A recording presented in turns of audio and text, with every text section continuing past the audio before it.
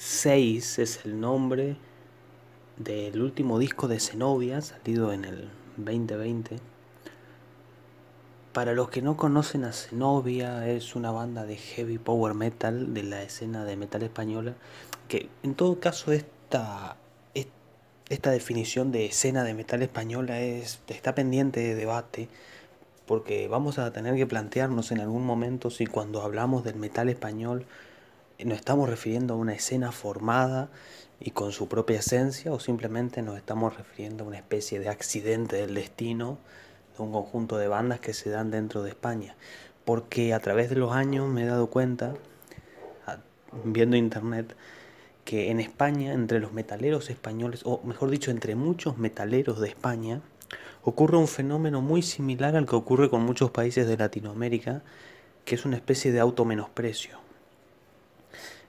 Que la conclusión acaba siendo que las bandas que nacen en su país son simplemente un accidente, una excepción o un extraño nacimiento, una extraña estrella, mientras que las bandas que nacen en otros países más icónicos como Inglaterra, Alemania, Suecia, Finlandia, etcétera, forman parte de un todo mucho más grande y mucho más transgresor.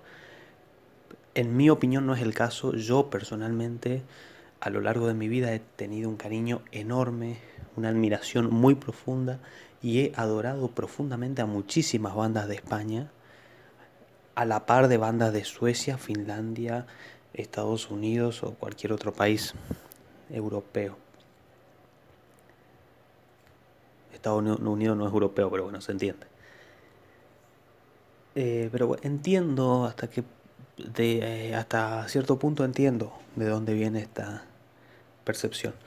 Pero en fin, si no conoce, quizás conocen a Zenobia por aquel pequeño split que hace unos años hicieron con Dunedain, que por cierto no es por hablar mal de Zenobia, pero personalmente siempre prefiero mucho más a Dunedain.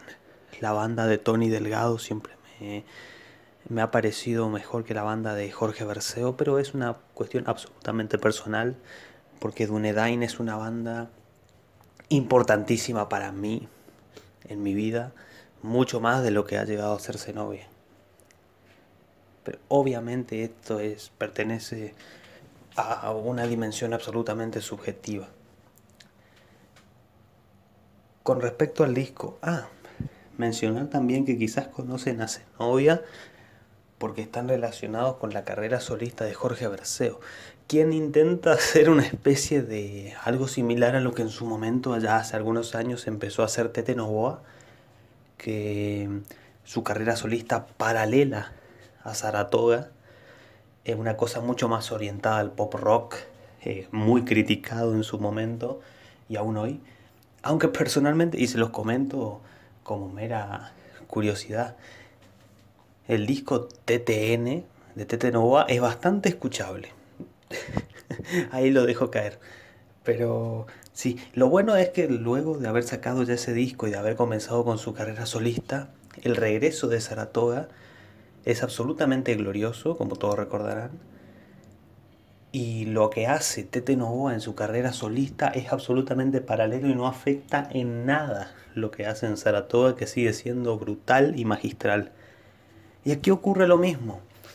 El sonido de Zenobia es absolutamente identificable a sus grandes himnos. No se perjudica para nada,